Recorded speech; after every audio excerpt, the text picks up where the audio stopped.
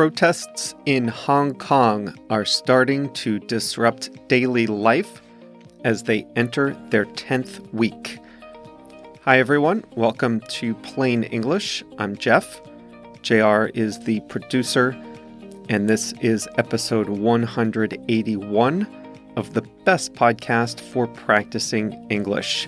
That's because we go a little bit slower than native speed so you can understand every word. Your recipe for success. If you'd like to check out the full word-for-word transcript of the show, that's available absolutely free on our website at plainenglish.com/181.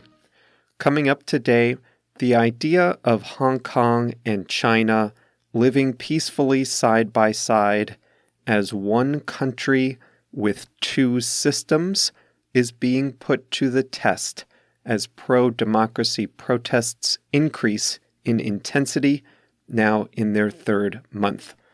Later on in the episode, we'll talk about what let up means, a good phrasal verb, let up, and we have a song of the week by the Queen of Soul.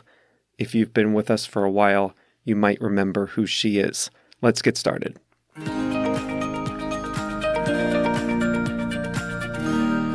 The widespread protests in Hong Kong are entering their 10th week and are showing no signs of letting up. Just the opposite. What started as peaceful protests have escalated with confrontations, tear gas, suicides, strikes, canceled flights, and disruptions to daily life. Last weekend, police accused protesters of attacking them with bricks and gasoline bombs. Later, police released tear gas in the subway. The US, Australia, UK, Ireland, Japan, and Singapore have issued travel advisories, warning travelers to stay away from protests and keep a low profile when visiting the city. Every day seems to bring more news of escalating tensions between protesters and the police. To understand what's going on, I needed to give myself a bit of a history lesson on Hong Kong and its unique status. Hong Kong is a large city, about 7 million people, and the same land area as other big cities like Sao Paulo or Mexico City. It is one of the world's most influential cities in finance, on par with Tokyo, Paris, Sydney, or Singapore, for example. It's located on the South China Sea in southeastern China. For over 150 years, Hong Kong was a British colony. As such, it had a basically democratic government with a governor appointed by the UK. In 1997, however, Britain transferred sovereignty to China with the understanding that for at least 50 years, Hong Kong would maintain its democratic character and that its citizens would have more individual rights than those of mainland China. This understanding is called one country, two systems.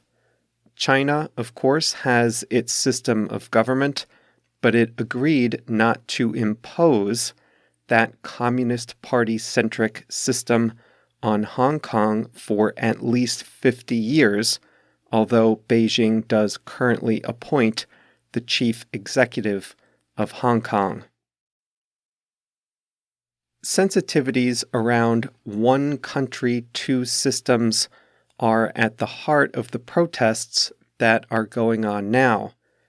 Here's how it all started. It's a little complicated.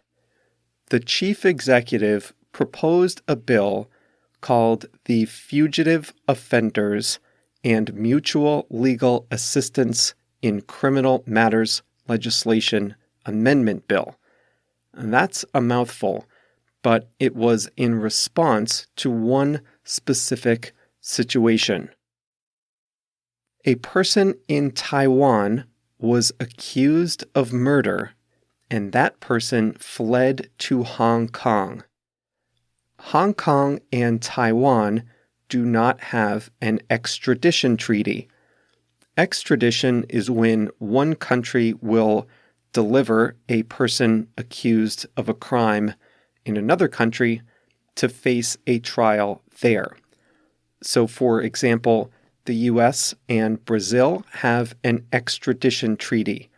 If you're wanted for a crime in Brazil and you flee to the US, then the US will send you back to face trial. This is the whole reason why Julian Assange was hiding out in the Ecuador embassy in London for so many years. He was wanted in Sweden and the United States, so he was hiding out with the protection of Ecuador's government. Okay, so follow me here. This person accused of murder fled to Hong Kong, where there's no extradition treaty with Taiwan. And now, the Hong Kong chief executive proposes a bill that says, even if we don't have an extradition treaty with a given country, we'll still send someone back if they're wanted in that other country. So under this bill, a person wanted for murder in Taiwan would have to go back to Taiwan. All right? But here is the controversial part. Hong Kong does not have an extradition treaty with mainland China. So if this bill passed, then Hong Kong would begin extraditing citizens if they were wanted by mainland China. Mainland China does not have the kind of individual rights and protections that they have in Hong Kong.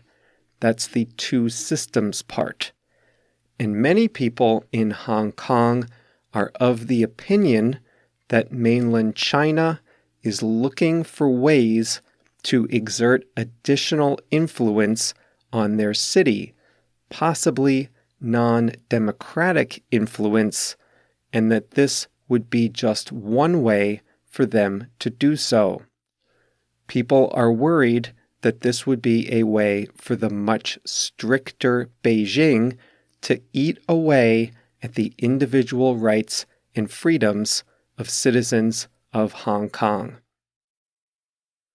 This bill was the source of the protests.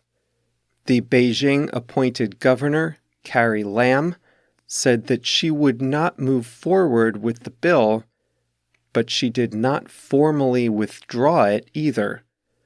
Her personal assurances have not been enough to satisfy the protesters who have been demonstrating in force for over 2 months now.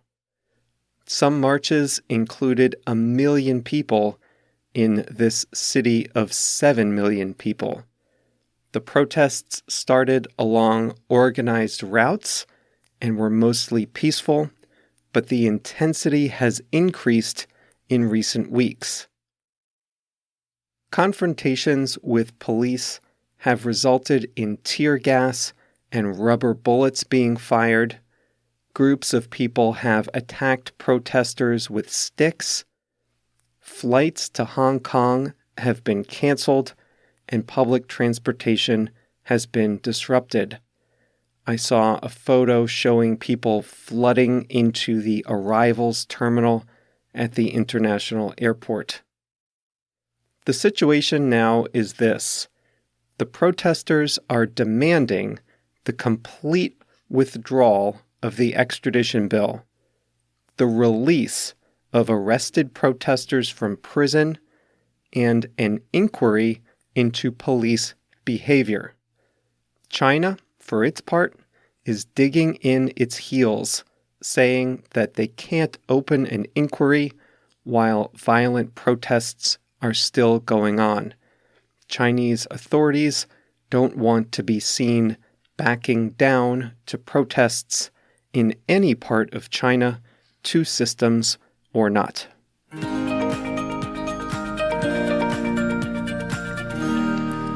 I want to say hi to Taki in France.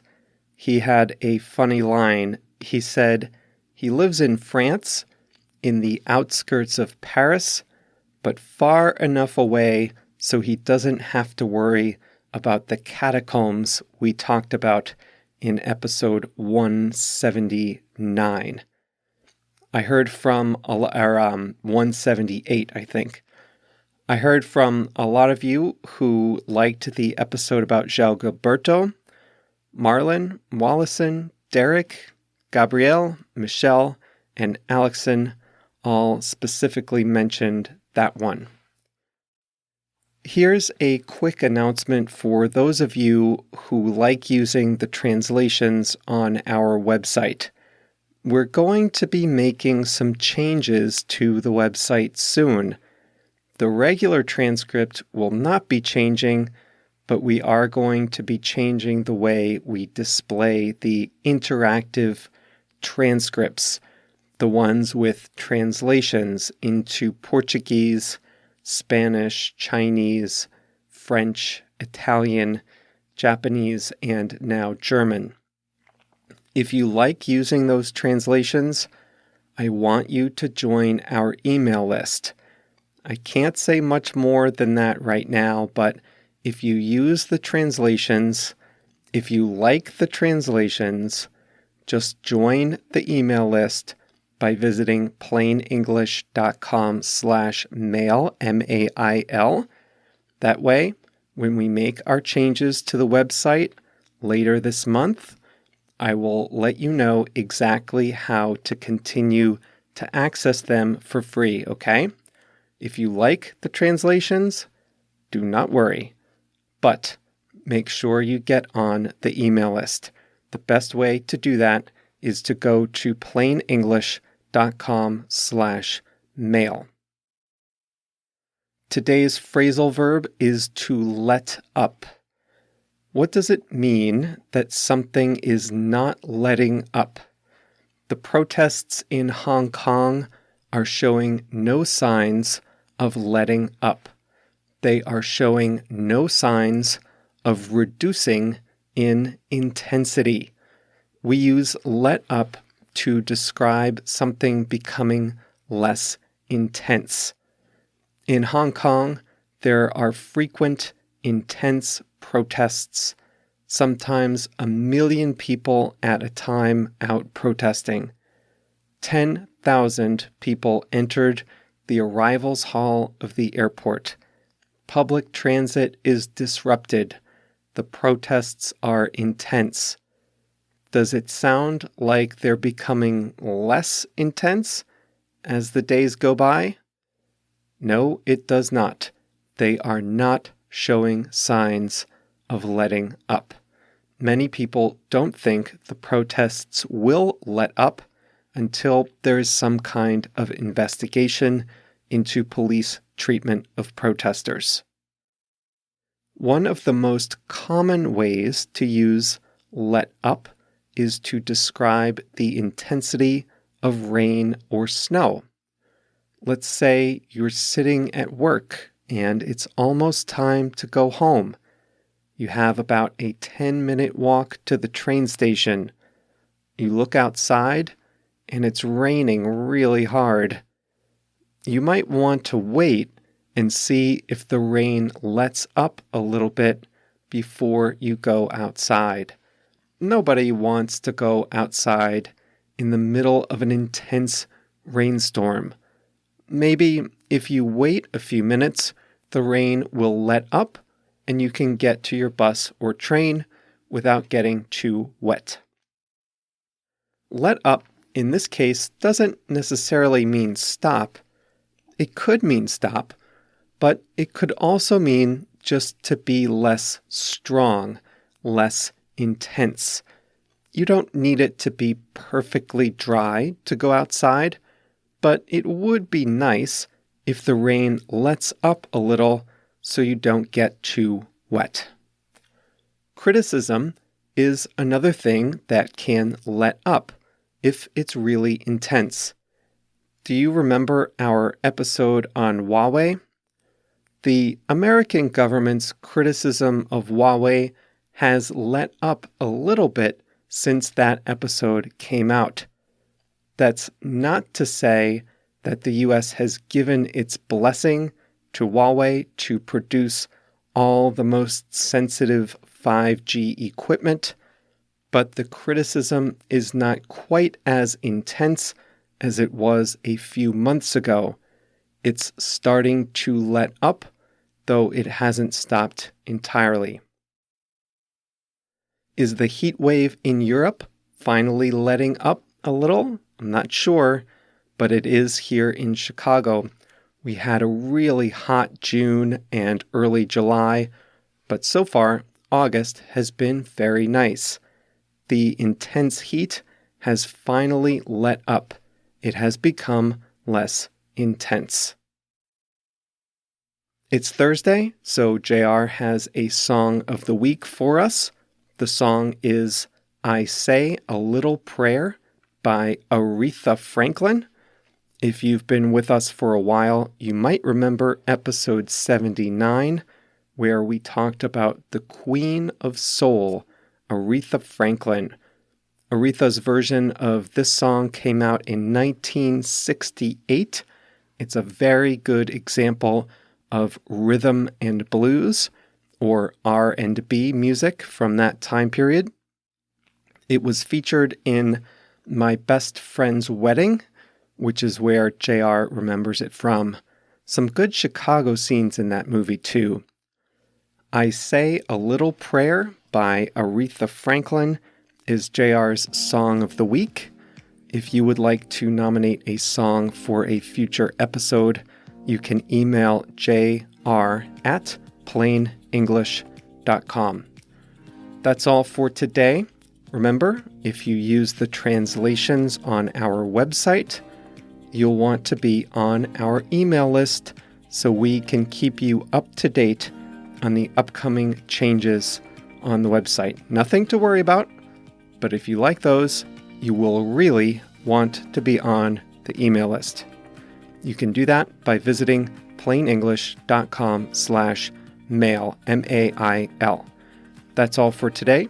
Have a great rest of your Thursday, a great weekend, and we'll be back together on Monday. If you enjoy listening to Plain English, then I'd like you to consider joining Plain English Plus. With video lessons, faster audio, flashcards, and online courses, it's the best way to take your English to the next level. Visit plainenglish.com/plus to read all about it.